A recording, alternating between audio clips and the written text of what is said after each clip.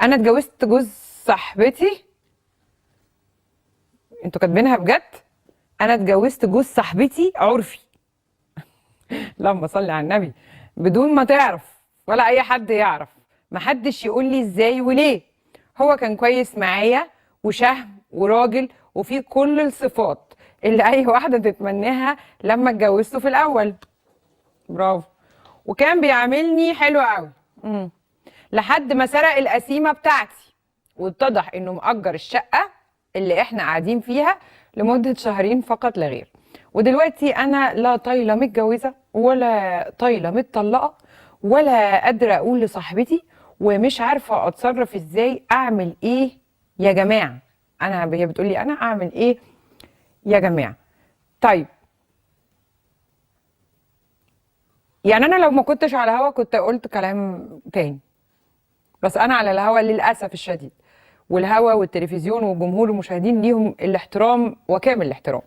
لكن انا هقول لك على حاجه صغيره كده، جمله انت كتبتيها في الرساله بتاعتك: لحد ما سرق القسيمه بتاعتي واتضح ان هو مأجر الشقه لمده شهرين فقط.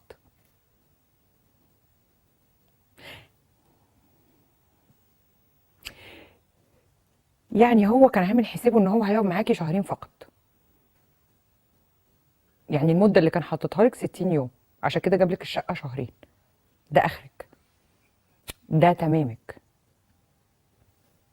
ليه ده اخرك وده تمامك؟ عشان مبدئيا اللي بتقبل على نفسها انها تتجوز عرفي،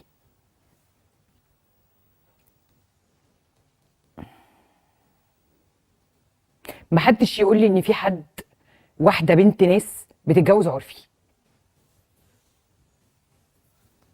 ما بتجوزش رسمي ليه؟ فده مبدئيا يعني دي معلومه احنا كلنا عارفينها. فهو شايفك ان انت بتتجوز، عرفت يعني بيتجوزك عرفي عادي، فهو شايفك في الحته دي شهرين. انت مقامك شهرين، ما تجيبيش اكتر من كده. غير بقى دي مصيبه، نخش بقى المصيبه اللي اكتر بقى منها، يعني نقول بقى عرفي مالناش دعوه كده تمام. لا، ده انت متجوزه جوز صاحبتك.